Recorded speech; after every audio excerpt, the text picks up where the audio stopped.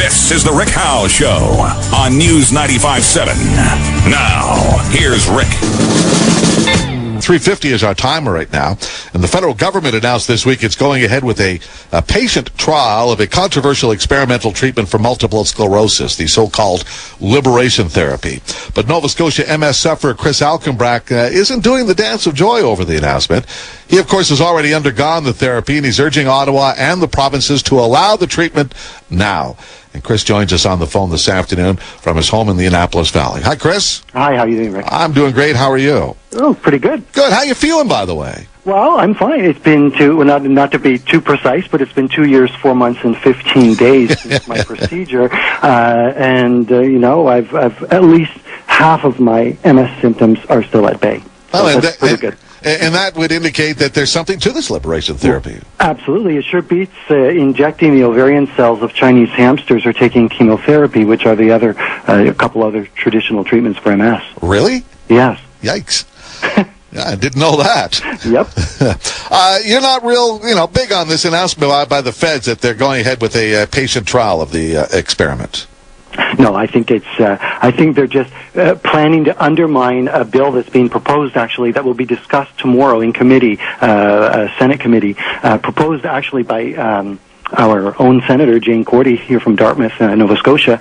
And I think it's just an announcement to undermine her proposed bill. What's her bill? They do that all the time. What's her bill proposing? Well, it's an act to establish a national strategy for chronic cerebral spinal venous insufficiency, and basically, if I quickly, the goal of the bill is to ensure a proper follow-up care. Number one, to estimate required funding for the clinical trial process, and to establish a panel of experts, and I say the word experts with a little bit of sarcasm, because the people in charge of the clinical trials now, in my opinion, are not the experts that we need. Well, I'm looking here that Vancouver MS researcher Dr. Anthony Trablusi. Yeah, Trablusi, yes. Will head up this latest federal government sponsored study. That is correct. And Dr. Trablusi was one of the first naysayers in this whole process,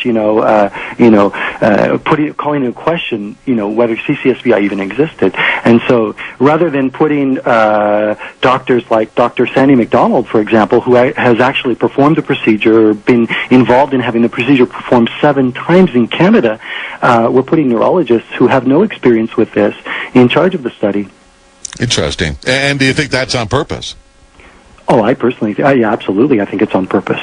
And they'll do everything to undermine this and to keep this in the to keep the status quo in MS research and so forth. But aside from your own personal history here in regards to undergoing the therapy, undergoing the treatment, and its apparent success, and we know there are other success stories as well, but there have been some failures too, and so you have to admit that this thing perhaps still very much up in the air, don't you not think? Well, I think any treatment for MS, there's successes and failures. If I were just to look at one of the drug treatments that they propose, Tysabri is one of the mainline therapies for MS, and as of September 5th, 2012, there have been internationally 285 confirmed cases of permanent brain infection worldwide, including 62 deaths from the first line medication used for multiple sclerosis. There's been the first oral medication came out about a year ago, I believe. It was Gilenya, and there's been 15 deaths already associated with that was trumpeted by MS neurologists and so forth. So, yeah, of course, there have been 3 deaths reported in the in the media of people from having this treatment directly related. However, part of those deaths may have been preventable if the patients had proper follow-up care. I've dealt with that on other interviews, Rick.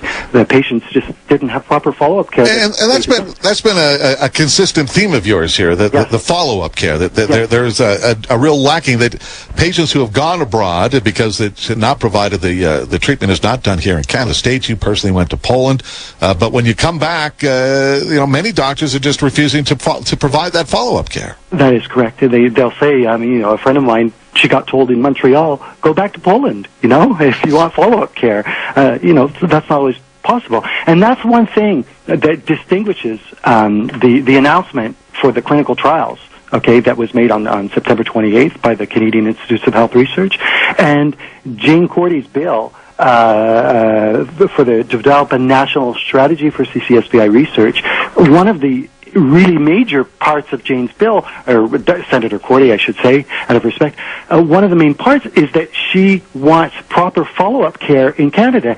Even the proposed clinical trial, they don't even mention follow-up care. Really? So phooey on those who've been overseas and had treatment. You're not going to get follow-up care. Another thing too is, how are they going to select that?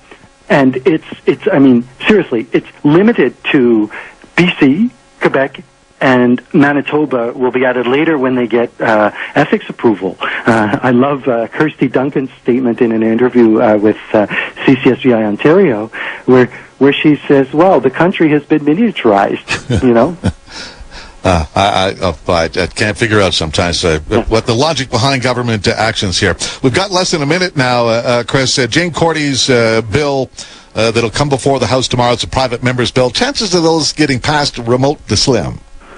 Yes, possibly. However, we have to have a paper trail that we have fought for this cause.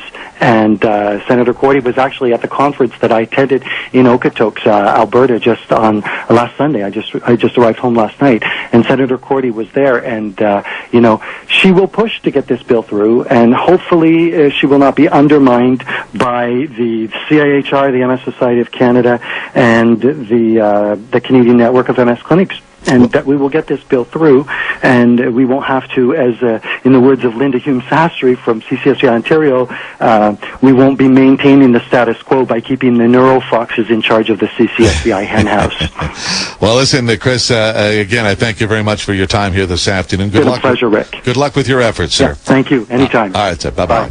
That's Chris Alkenbrack, and he is, again, a member of the National CCSVI Society Board, and has been long time a campaigner in favor of this treatment, the liberation treatment for MS sufferers. Coming up.